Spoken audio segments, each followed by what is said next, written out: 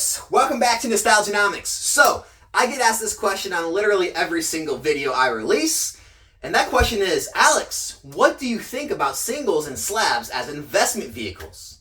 Alex, do a video on singles and slabs. Okay. So, what you have to think for this is a live stream I was a part of on Pokenomics channel on Saturday night.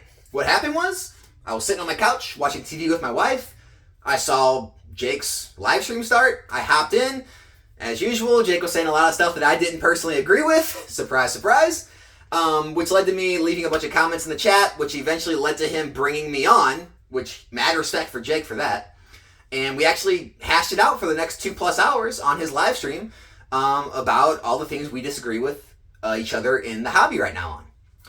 And with all that being said, when I first hopped on the live stream, I, have been seeing comments about me not being a true collector, just in it for the money, you're just an investor, you don't understand the nuance of Pokemon, which I replied to, first of all, I've been in the hobby since 2015. Second of all, when I got in, I didn't even know what Pokemon investing was. I didn't know that was a thing. I just got in and started buying the either cards or things I had as a kid, or the cards or things I didn't have as a kid that I always wanted. And that happened for the first year or year plus of me being back in the hobby. I was just buying up things, that I felt were affordable, that I wanted to spend my money on, not invest, spend my money on, just to have because I liked it. It wasn't until, I kind of started finding some YouTubers and I started to realize this stuff's going up in value. Oh, I can invest in this and make money, after I'd already been in the hobby. But all that aside, I ended up grabbing one of my sealed collector cases and I opened it up and showed a bunch of my PSA slabs. I flashed some of my first edition base PSA slabs, which led to a discussion in the live stream, which led to discussion in the chat, which the next morning led to Instagram messages, Discord messages, and emails. And they were mixed. Some of them were positive. They were, hey, awesome to see you're a true collector. Again, don't know what that means. They were, things like, hey, what's your advice on, X, Y, and Z card? Or what do you see, for the future of this? And then the other side of it was anger. It was, you're very disingenuous. Alex, you talk of modern sealed boxes, and down on slabs, but you own slabs yourself. What's up with that? And so I thought, hey, this is the perfect time to address all of this, make this video for all the ones who wanted me to make this video, and then we can move on and I can start making, regular content after this. So, anyone I did reply to on any of those apps or email, this is going to be a little repetitive for you because I already, kind of told you my position. And so, this might be, stuff you've already heard. But it's really how I feel, so I'm going to repeat it for everyone on this video. First off, during the boom, a rising tide raised all ships. Meaning, everything went up in value. Almost every card, almost every grade, right? The 10, the 9, the 8, the 7, the 6, the 5. Everything went up in value. And then, everything came down as the tide lowered. Here's the issue. During that time, that's what you call mania. That's what you call a bubble, right? Everyone and their brothers and sisters were finding cards, going through their old binders, going through their shoe boxes. Everything got pulled out and flushed out of the market. Every card out there. Packs were getting opened. They were getting sent in. Everything came out. Everything got graded. PSA shut down. There were millions of cards sent in. PSA said, hey, we can't even hire enough people to keep up with this grading. You gotta stop for a minute. We gotta get caught up. And what happened was every pop report across the board got raised, right? By tens, hundreds, thousands of cards. And what happened was the demand now has come down. Not to lowest ever, right? It's not like, the mid 2000s or something, but it's low. And so now what you're left with is all these high pop reports, but low demand, okay? Now, I know I talk down on this stuff, but it will not always be low demand, no sales. There will be a time when cards do rise. Here's the caveat. It's not going to be a rising tide raises all ships situation again. You're not going to see every card go up. You're not going to see every grade in that card go up. Before it was like clockwork. The 10 was up here, the 9 was here, the 8 was here, the 7 was here, the 6 was there. It's not going to be like that again. Where you're not going to just be able to buy any grade down the list and it's going to rise in the same ratio as the other grades do like before. It's not going to happen. There's not enough demand. There's not enough collectors, investors that want that card to go that far down the list and continue to rise every single condition of that card again.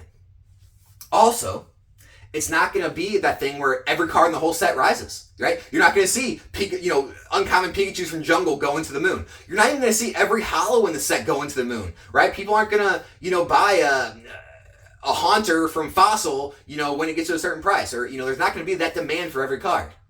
But there will be demand. Okay? This is where you're going to have to be very selective. Okay? There's going to be this popular aspect. You're base set Charizard, Ancient Mew, things like that. They're always going to have a market. They just always will. There's going to be the rarity scarcity aspect. Whales, rich people, for whatever reason, I don't get it. I don't understand it. Maybe if I get rich one day, I'll get it. But until then, don't understand it. But no matter what they get into, they have to have the best. They can get into watches. Got to have the best watch. They can start, wanting cars. They got to have the best car. Got to have the rarest of the rare cars. Barely any made. The Ferrari Enzo. Whatever it may be, right? And then when they get into Pokemon or comic books or art, got to have the best. I got to have the most rare, the most scarce, the highest graded. Whatever it may be. So there's always going to be a market for that highest of high end, the rarest of rare, the scarcest of scarce, the highest grade. And then there'll also be a market for the importance to the hobby, the historical significance cards, right? Who came out at a certain time in the hobby, who mean a certain thing to the hobby. And there will always be a market that people that want those. And so those are kind of going to be the categories of cards that move. So you're going to see cards that do continue to move up steadily over time. And you're also going to see cards in that same set, in that same era, in the same grade that don't move. And that is kind of the issue I have with ever pushing it. Is because you're going to need a lot of knowledge. You're going to need a lot of research, and you're going to have to make decisions for yourself. And also, you're going to need a little luck. And anyone who tells you it's not about luck, they're lying to you. You're always going to need a little luck. I mean, if you look at someone like Kathy Wood, right? She makes all these plays on all these real speculative companies during the pandemic and just makes out like a bandit, right? They all go to the freaking moon. Thousands of % return for all of her fund. But she got a little lucky. You always have to get a little lucky. Even if all the research is on point and everything in your mind, you have it all calculated out, it's always going to take a little luck. In my opinion, when it comes to modern booster box investing, it does not take luck. It doesn't take luck. I've been in the hobby 8 years. I've been in since the beginning of XY. Every single box has moved up 100% of the time. Every single box. Every booster box. Have there been times when they've dropped, even dropped under market, even dropped in the 70s and 80s, like Roaring Skies and Ancient Origins, like Battle Styles, Chilling Reign, Fusion Strike? Of course. Of course. There's always reprints. There's always market movement. But over the course of time, if given time to let them mature and grow, 2, 3, 4, 5 years, they've always moved up in value. And so when I'm speaking to people, I like to speak in terms of what anyone can do. One, we already know anyone can't afford all those vintage PSA cards. Not everyone can afford $1,000, $5,000, $10,000, $10,000 plus dollar cards. So that's the first thing. There's a huge barrier to entry. 2, you gotta get a little lucky. You gotta know sure as hell what you're talking about in this hobby. I mean, you're gonna have to do a lot of research. You're gonna have to understand completely what you're buying into and what kind of chances you have of that card moving, and also come up with a time frame of how long you want to keep that money locked up. Because it might take a lot longer than 2, 3, 4, 5 years, like it's going to take these booster boxes for you to be right. And until that day, you're going to be wrong. You're going to be wrong until then. And so, I truly believe that as far as barrier to entry, as far as ease of access and ease of research and seeing how things have performed, modern sealed still is your best value, your best ticket to as close as you can get to guaranteed gains in the hobby. Nothing's guaranteed. Pokemon could die tomorrow. We could get tons of reprints. Demand could fall off. Things could happen in the whole world stage with the wars and the banks. And I get it. But we haven't seen anything yet to tell us otherwise. We can talk about the boogeymen of the future. But until those things start to play out, you're continuously making returns. I mean, right now, if you're holding XY and you've been holding it, you can sell it. If you've been holding Sun and Moon, you can sell it. You can realize all those gains. And now, even in Sword and Shield, you can sell your Sword and Shield right now and realize all those gains. And now you're up all that money. You have all that profit locked in. Where people who are speculating on slabs, they're still waiting. They're still wrong for the time being, waiting to be right in the future. And they may very well be right.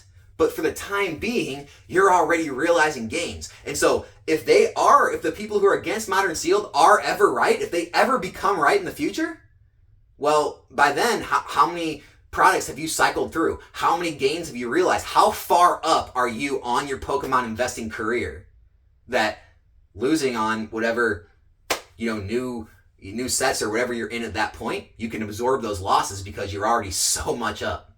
And that's where I'm at this point. So it's really about what's fun for you. I know modern booster box investing may not be the most fun. It's not the best eye candy to have, cardboard boxes sitting around. I mean, you can open them up and put a single box on your shelf and that looks nice, but it's not it's not the most fun. It's not going to be the highest returns. One of the things in Jake's podcast he always talks about is all these gigantic returns he made from his speculations. You can have higher returns, right? You're gonna have lower lows and you're gonna have higher highs when you speculate. And so yeah, you can hit it big. You can hit it big if you get it right on the slabs. The one thing I really wanted to get through everyone's head is the majority of money made on singles is 3 ways. 1, it's the grading.